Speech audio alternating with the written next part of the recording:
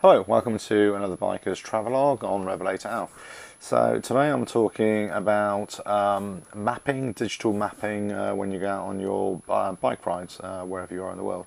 So some of the problems that I have when I'm trying to find mapping for a particular place is, does it have the detail that I really want? So in the UK, for example, we're really blessed because we've got relatively inexpensive access to Ordnance Survey maps, which will go down as far as 1 to 25,000 and 1 to 50,000, which is 1 to 50,000 is more than enough for adventure riding, just to get off on the green lanes, byways, dirt trails, whatever it is.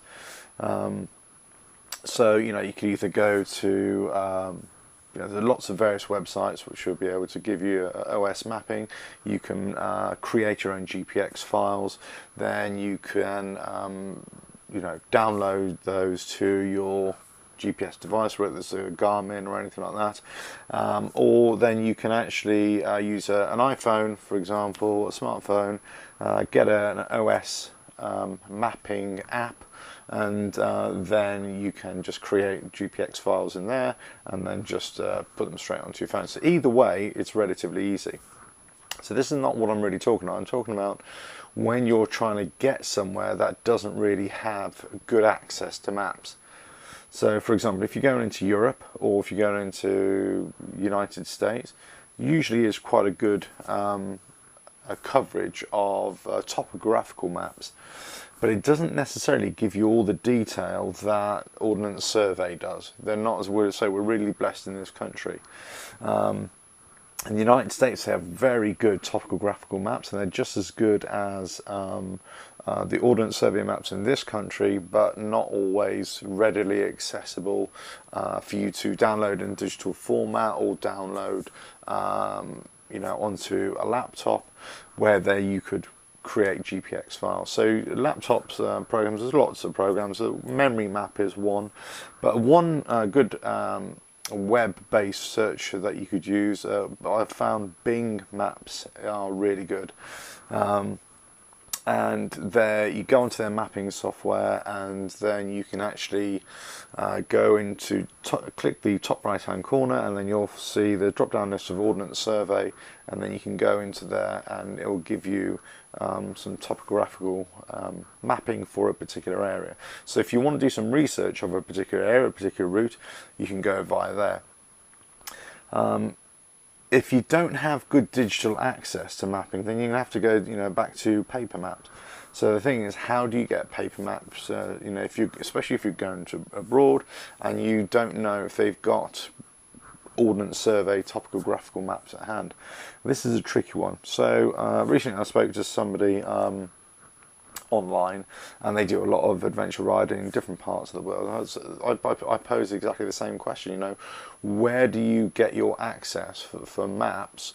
What sort of maps are you using? Are you using digital maps? Are you using paper maps? And how much detail is there? And they said, well, it depends. South America was a bit sketchy, but they eventually got there. Middle East was really difficult because it didn't have anything at all. So you kind of have to go back to, following your nose, asking the locals. You have to kind of get people to draw maps, try and stick to the main routes wherever you're possible. You're kind of looking at visual navigation. So basically, there's a mountain or ridge line in that general direction. You have to keep on heading that way, follow a compass heading, that kind of thing. But you really don't know what you're getting into. You don't know. So if, let's say you're riding through a lot of forestry, things like that, you kind of got to know what sort of terrain you're going over. You're going to have to carry extra fuel with you, because you actually don't know where where you might end up, how you're going to get lost or anything. You're going to have to carry some kind of communication device.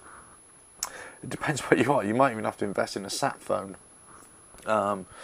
If you're really getting in the middle of nowhere, you need to tell people where you're going and what route you're taking. So if the worst comes to the worst, and what time you should be arriving at a particular destination, and you need people who are going to come and find you if you don't turn up. So lots of things to consider. When you can't get access to maps. So for example, you think, well, okay, these are far-flung places like to Africa. you know, can I get a map in there? Well, actually, year on year, these places just getting better and better at producing digital mapping as well. So you can get access to maps, and there are various websites. So what I would suggest is, depending on where you're going, first of all, check out websites, travel websites for that particular country. Then check out adventure riding, and then, you know, check out any kind of forums for that particular area.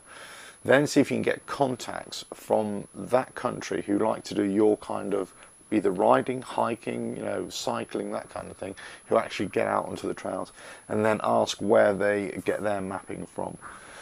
That's probably going to be the best way to do it. So, you know, usually you're going to try and get your GPS unit or your smartphone or whatever it is, and then you're going to try and input GPX files, you know, from wherever you've created them from.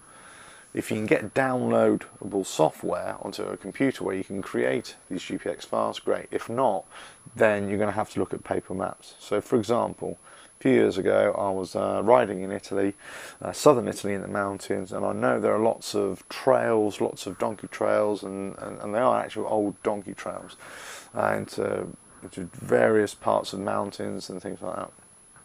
So the question is, you know, where could I get the digital mapping? Well, for the love of money, I could not get any digital mapping at all. So I had to resort back to trying to find ordnance survey maps, geographical maps, topographical maps in that area. Couldn't find any of those. I was asking all the locals. They didn't know either. And this is the thing, you know, lots of people in different countries don't have access to these maps themselves. They don't even know them themselves. It took me a few months of research from this country to actually find a government department who actually sold these maps, who could supply them. I actually had to have them delivered to an address in Italy where I could pick them up. And then I was able to get them. And so I've got 1 to 25,000, 1 to 50,000 maps over a particular coverage area. And they're exactly the same as Ordnance Survey. But it took me a long time to find out where to get them from. So if you've got a contact in a particular area, a particular country, that knows all this stuff, it's so much easier. So, you know, you're either looking at paper maps, which is, you know, your baseline really. Then you look at digital maps, you know, in whichever way you're going to use them, whether you're going to put them straight on, download the software straight onto your GPS files, or you're going to create GPX files, I think they're called GPX files, onto your device, and then you'll create the route. If you're going somewhere completely unknown, then you can't, again, you need to speak with somebody who's, you know, local to the area, and they'll know if a route is passable or not. Because the last thing you want to do, you want to be going down a route past a point of no return, as it were, in terms of fuel, and you can't get back. So you kind of need to plan for that. You need to know where you're heading. You're in a foreign country, different languages perhaps, so, you know, you need to be aware of that. So, you know, it's not always straightforward, just, yeah, I'm going to ride my bike and I'm going to hit these trails, I'm going to go off into the mountains and off these dirt trails. If you're sticking to main roads or back roads, which are on any mapping software, that's fine. What I'm talking about is actually getting off the black stuff and trying to find somewhere interesting to ride. I would suggest, if you've never done it before, I would suggest, you know, go and find these trails, but actually just do short little sectors to say, okay, yeah, I've gone up into the mountains, I've gone up here like 2 or 3 miles, 10 miles, this is really great, I've no idea where I'm going to go, do you know what, I'm going to double back and then get back onto the black stuff again. Try that out and see how it works, and see how, first of all, see how your mapping works, see how your orientation works, and then just build on from there. So anyway, so this is the advice for, you know, trying to find mapping for a particular area. Check out travel websites, check out mappings websites for that particular country as well. Try and get onto forums, ask around, because every particular country will have different levels and different access to digital mapping. And as I say, month on month or year on year, it's just getting better and better. So you kind of have to factor that in. So when you watch this video, it might already be out of date in about a year's time, because all of a sudden, you know, we'll have free access to everywhere in every country in the world. And yes, there are lots of people who go around the world and do motorcycle trips around the world and free and easy, but they're sticking to main routes really, main main roads or anything that's easily accessible. You can just go and buy a map in a garage somewhere, petrol station, and you'll have all the information that you need. So, you know, what I'm talking about is, as I say, getting off the black stuff and doing some sort of adventure riding and seeing where you end up. The great thing about having digital GPS, digital information, is that actually you can be looking at a blank screen, but you know just by looking ahead with your eyes, and you can say, okay, well, there's a valley floor, or there's a mountain range, for example, and you can know you still know your actual position on your GPS. So you know you can keep on heading in any particular direction. You can have relatively little information on your GPS screen, but you can have like a mountain range or anything like that, and you'll know you're still heading in the right direction. So, you know, that's the beauty of it, you know. So you can kind of go half blind, semi-blind, but still navigate. But you know, the best thing to do is research as much as you can, gather as much information as possible. And if you think you think you've got everything that you need in terms of information wise, think again, because you're going to need some more. You can never have too much information. Never have the backup plan as well of what you want to do, what information, what mapping you're going to use. I would always try and have a paper copy as well, and then as a reserve to the back, to the GPS.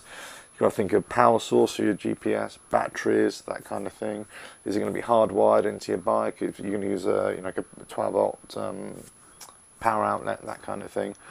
But also, don't forget, when you're out and about different countries, let's say if you're flying there and you turn on your GPS for the first time, it needs to recalibrate as well. So you need about half an hour, sometimes something like that, for it to recalibrate. It needs clear access to the sky, so it can access 2, 3, 4 satellites. It needs to have this what we call receiver autonomous integrity monitoring, which is a very long-winded way of saying it just needs to gather as many satellites as it can to actually get a proper position fix and an accurate position fix. Once it's done that, then you can use it as you go. So just be aware of that. And then before you actually go riding, make sure you're testing your GPS unit, and it gives you a position fix, and you positively can identify exactly where you are. So you're in a particular town, on a particular street, that kind of thing, or at a junction of a crossroads, and then your GPS is telling you, yes, you're exactly where you are. Before you go start heading off, then you'll know it's calibrated properly. Anyway, hope you enjoyed watching this video, Biker's Travelog on Revelator Health.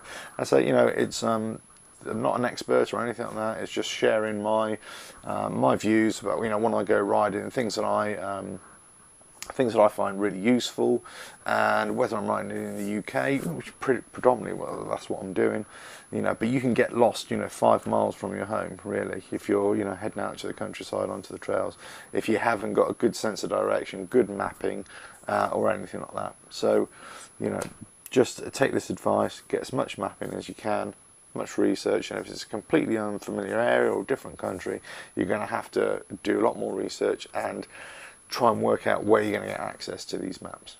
Okay, hope that's helped, and catch you on the next Biker's Travelog, whenever that is. Cheers.